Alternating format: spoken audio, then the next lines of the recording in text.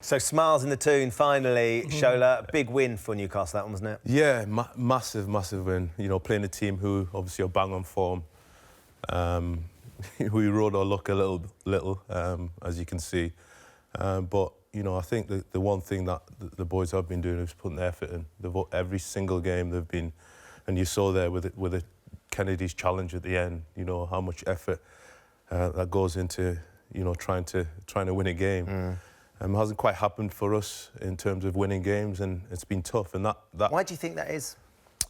I don't know. Listen, it's the same thing, scoring goals. You know, if you look at the amount of goals that we scored as a team this season, it doesn't make great reading. And I think that's you know, especially when you're playing well, when you're on the top. We've had games this season where we've played extremely well, but haven't found the back of the net, and invariably you're going to get punished. I think we've got a graphic that sort of... Let's have a look at that graphic, because this sort of reflects exactly what you're saying there. It's the hardest part of the job. Yeah. But when you see sort of all your strikers lined up there and sort of attacking players... Yeah. I mean, what do you think looking at that there, Shola? Yeah, it's tough. You know, that's, what, 5 goals? You know, that's not going to get the job done. You know, what are we in, 10 games in?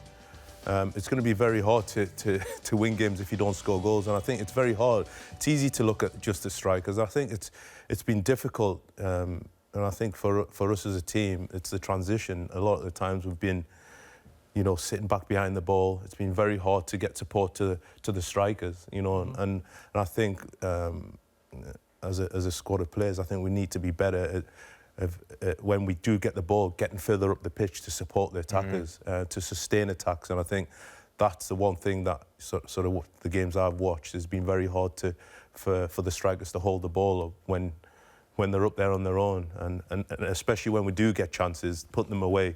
Again, we've had a lot of chances in previous games that we just haven't stuck in the back of the net, and goals change games. And I think when you get the first goal, when the other team gets the first goal and you're on a run like this, it's very hard to then see a way of coming back. But it was great to see yesterday that they kept plugging away, even though we had to ride our luck a little, that Ayoze came up with the goods. So lots of questions from Newcastle fans. We'll start with this tweet that's come in from Richie. Morning to you, Richie. Here's a question for Shola.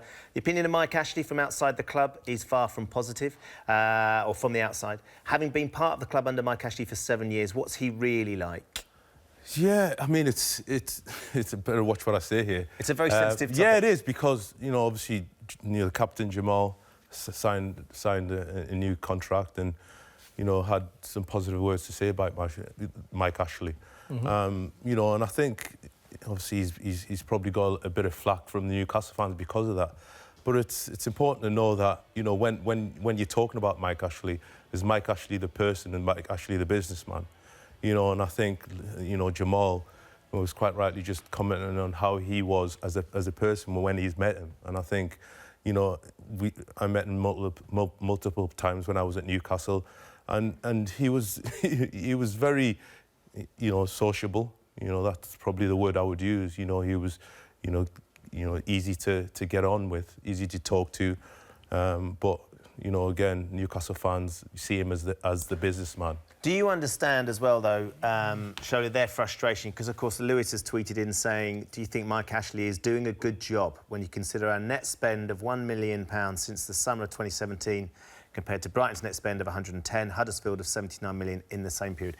Their frustration is that they don't believe he's investing enough in their club. Yeah, listen, I totally understand the frustration, you know, because as a fan myself, you want to see investment, you know, poured into the club. You know, when you look at the likes of the other teams who are going out and trying to spend these types of money to improve their squads, to improve their team, it's only right that a fan will feel disgruntled, and I totally get that.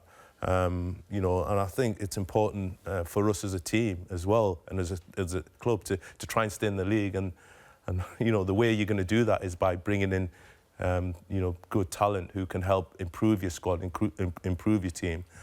So yeah, you know, those frustrations are you know, are founded in frustration because there's not as much money going into Newcastle United in terms of that. Well, he's made no secret he wants to sell the club. Yeah. But there's nobody coming along with the money, so...